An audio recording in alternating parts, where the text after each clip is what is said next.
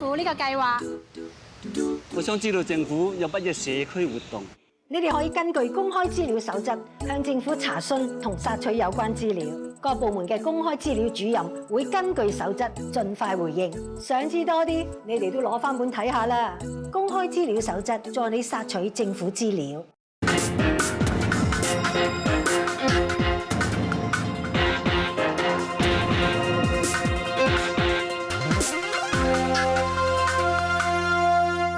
And welcome to the financial report. Local stocks ended a choppy trading session on a slightly higher note today. The Hang Seng Index gained 33 points to close at 22,580 on turnover of $42 billion. Today's turnover was the weakest since September last year. Let's have a look at some of today's most active stocks. The CCB is up 7 cents. HSBC Holdings is up 65 cents. And the Bank of China has gained 1 cent. The AIA has lost 10 cents, Sinopec Corporation has lost 7 cents, and ABC has lost 5 cents.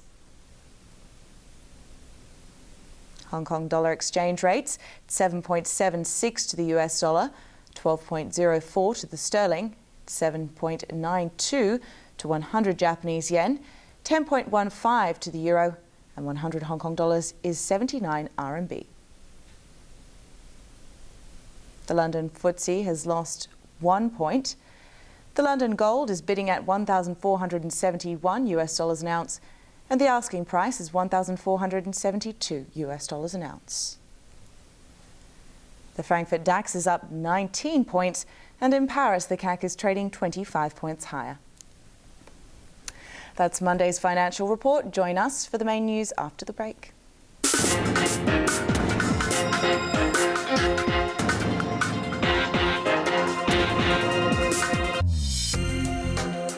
Coming up, main news and weather report.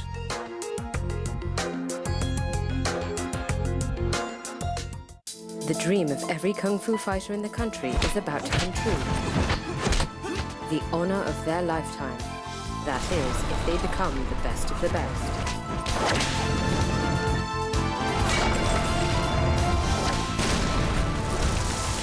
Already at the top, someone is always ready to take their spots. ATV World Spectacular Champions, tonight at 9.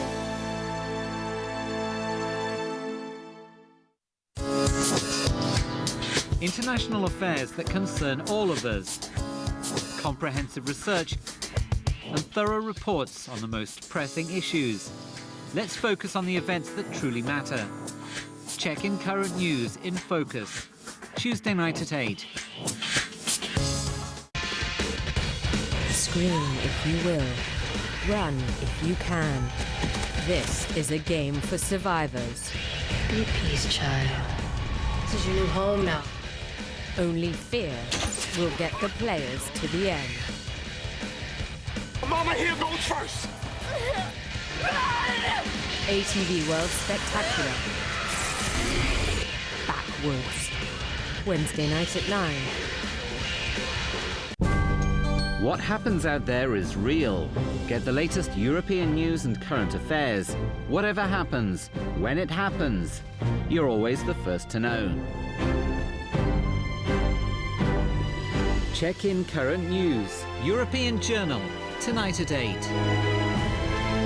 We heard you have some great products to sell.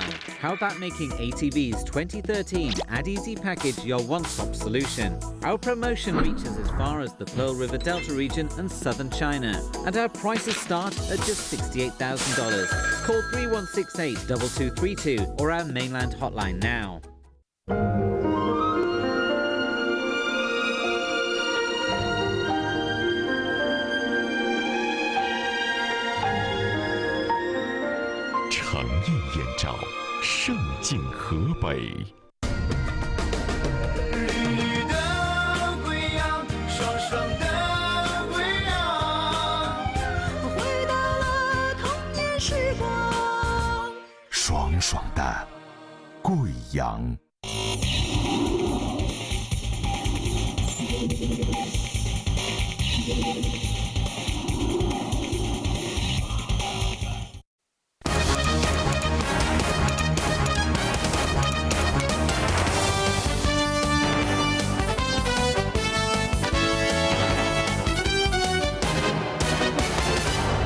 Good evening, you're watching the main news on ATV. I'm Belinda Lloyd. And I'm Edna Zhe. Here are tonight's top stories. Court finds radical lawmakers Raymond Wong and Albert Chan guilty of breaking the law during rowdy protests in 2011. Tycoon Joseph Lau skips corruption trial in Macau again, prompting court to send doctors to see if he's really ill. New law comes into force preventing developers and agents from misleading and cheating home buyers. The court has found radical lawmakers Raymond Wong and Albert Chan guilty of breaking the law in a rowdy protest nearly 2 years ago. The two face the threat of losing their LegCo seats after they are sentenced next month. But they have vowed to take their case all the way to Hong Kong's highest court, complaining that they are the victims of political persecution. Flanked by dozens of supporters, People Power lawmakers Albert Chan, Raymond Wong and Raymond Chan were a picture of defiance at the Eastern Magistrates Court this morning.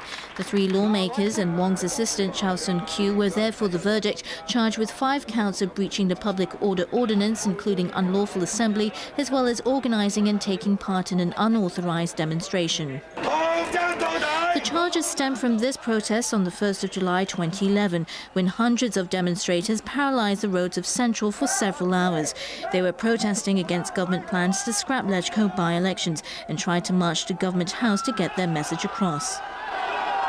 Police used pepper spray to disperse the protesters and arrested more than 200 of them, including the 4 People Power members who were charged with committing the offences in January last year. At the time of the arrests, Albert Chan and Raymond Wong were lawmakers, while Raymond Chan joined the legislature after last year's elections. The defendants' lawyers painted the case as one of political persecution and described the public order ordinance as an evil tool to quash their freedom of assembly and freedom of expression. The lawyers insisted the protests had been relatively peaceful until police used pepper spray. But their arguments were quashed today by Magistrate Joseph To, who ruled that they had not sought permission to divert their protest route to Government House, and their actions amounted to a clear breach of public order. To also singled out Wong as an unreliable witness, and in the end he found both Wong and Albert Chan guilty on 3 counts of breaking the law, while Raymond Chan and Chow Sun-kyu were acquitted of all charges. Both Wong and Chan admitted they were shocked by today's ruling, but vowed to take their case all the way to the Court of Final Appeal if they have to. We believe the prosecution itself is a political one. It is totally unjustified and legally not sound to put forward the case. And also we find the verdict is totally unacceptable. In my answer to the charges, I have put forward a lot of explanation, but it seemed that the magistrate didn't really explain the rationale behind my decision. So that we will appeal the case, and we will hope that in the higher court we will find justice. The 2 lawmakers are facing the prospect of jail time when they are sentenced on the 16th of May. The maximum penalty for unlawful assembly is 3 years when dealt with in a magistrate's court. If the magistrate imposes a jail term of more than 1 month, the lawmakers face the possibility of an impeachment motion in LegCo. The legislature can expel any lawmaker who is jailed for more than 1 month, subject to 2/3 majority in favour. And they have plenty of enemies in LegCo and the government who would like to see the last of them in the chamber. But they're going right back there to continue their latest filibuster attempt to delay the passage of the government's budget bill and to infuriate their political opponents even further.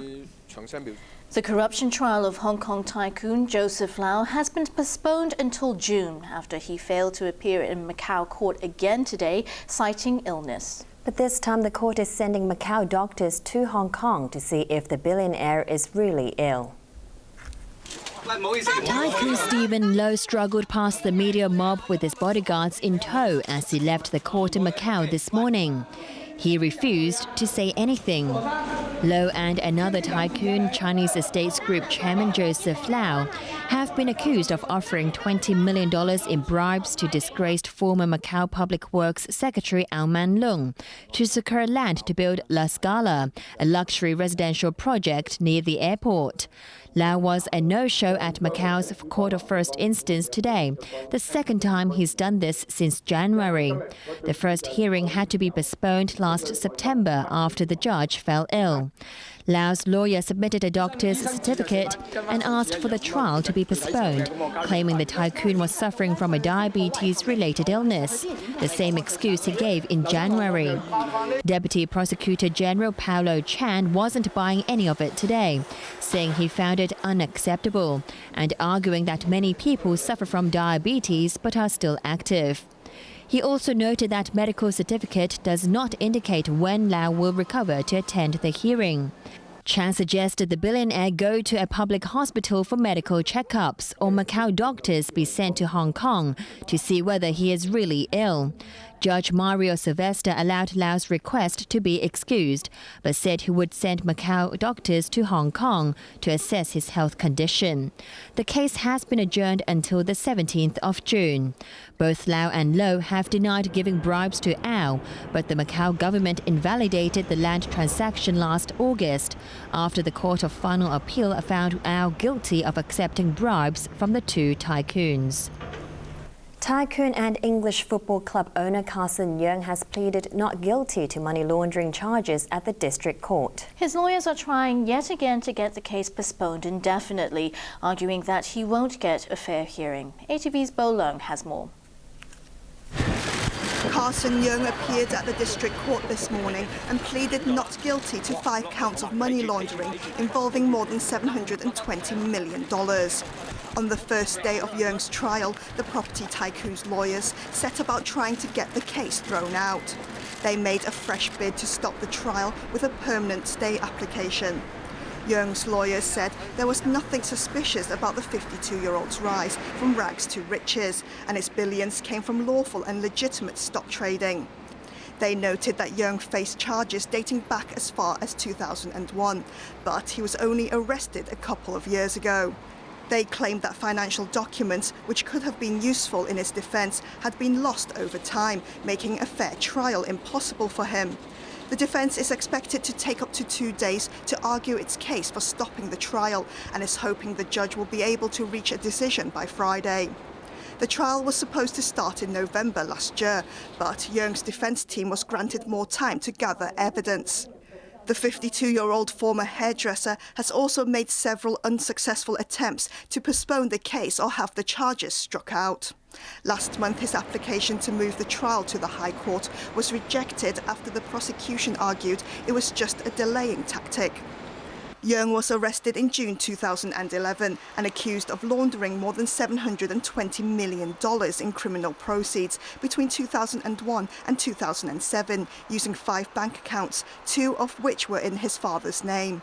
He is also famous for being the owner of Birmingham City.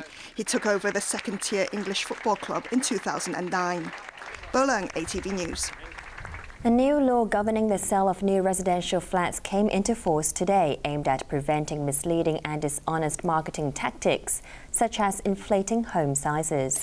Offenders face hefty fines and stiff prison terms, but so far, developers have shown few signs of complying.